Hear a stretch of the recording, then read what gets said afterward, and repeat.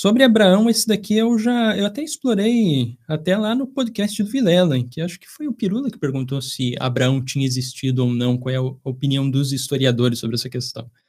É que na perspectiva do historiador mesmo, a nossa perspectiva é que Abraão realmente não existiu. Isso porque quando nós pensamos a respeito da Torá de Moisés, ou a lei de Moisés, conforme eu abordei até no último vídeo aqui do canal, que é o vídeo gravado.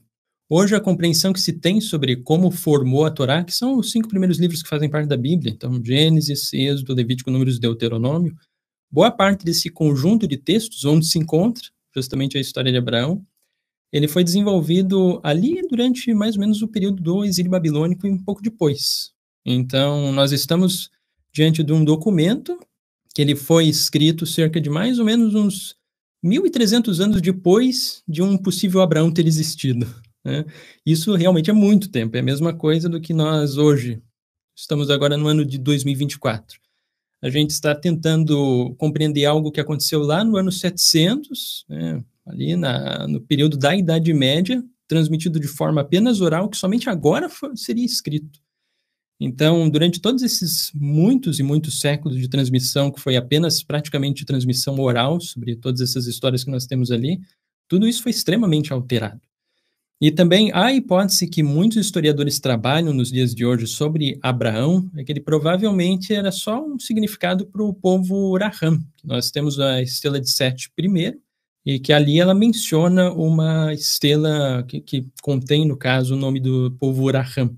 Então, provavelmente, Abraham seria o pai dos Raham, que não tem nada a ver com esse personagem que foi criado, que nós encontramos ali no livro de Gênesis.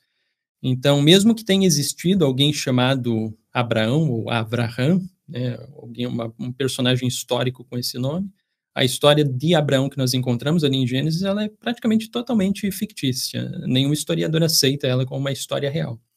Além disso, também os outros problemas que nós observamos com a história de Abraão é vários anacronismos históricos. Por exemplo, nós encontramos ali Abraão em Gênesis tendo contato com o povo dos filisteus. Tem várias passagens ali mencionando.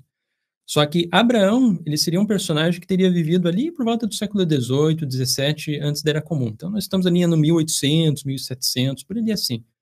Mas, conforme nós observamos hoje em pesquisa de arqueologia, os filisteus, eles só vieram para essa região ali, onde passou Abraão, Terra de Canaã, essas coisas assim, durante a crise da Idade do Bronze, que ocorreu ali por volta do ano 1150, antes da Era Comum. Então, enquanto a história de Abraão, ali ele entrando em contato com os filisteus, está ocorrendo entre o ano de 1700, na verdade os filisteus só existiram cerca de 600 anos depois de Abraão, o que é mais um indício de que quem construiu essa história, né, não levou isso em consideração, porque ele não sabia realmente sobre isso. O autor que estava desenvolvendo essas histórias já é quase praticamente mais de 1000 anos depois. São questões anacrônicas que nós temos ali. Então, os historiadores hoje, eles não aceitam a história de Abraão como sendo algo que aconteceu no passado. Ela pode servir como um símbolo para a fé que ele teve, ou coisa assim, mas não como algo que ocorreu factualmente no passado. Assim como os 12 filhos de Abraão também, que teriam formado as 12 tribos, também são personagens mais mitológicos e metafóricos do que propriamente históricos. Eles, na verdade, nunca existiram. Até mesmo o próprio Moisés. Hoje, no meio acadêmico, entre historiadores, também não se aceita que Moisés realmente atravessou o Mar Vermelho ou levou os israelitas por 40 anos ali na Península do Sinai, nem nada disso. Isso, em grande parte, são histórias mitológicas e fictícias. Nada disso realmente aconteceu no passado.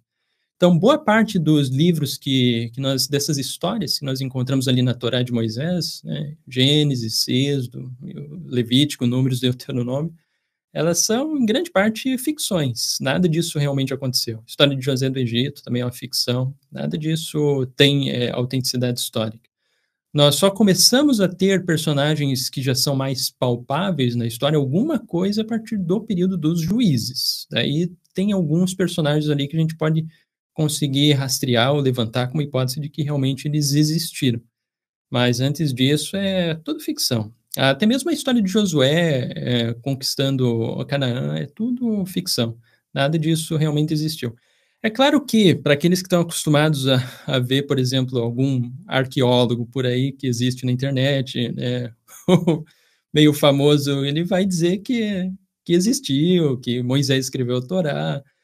Mas só que esses arqueólogos que defendem essas posições de crença mesmo religiosa, eles não têm nenhum respaldo acadêmico sério.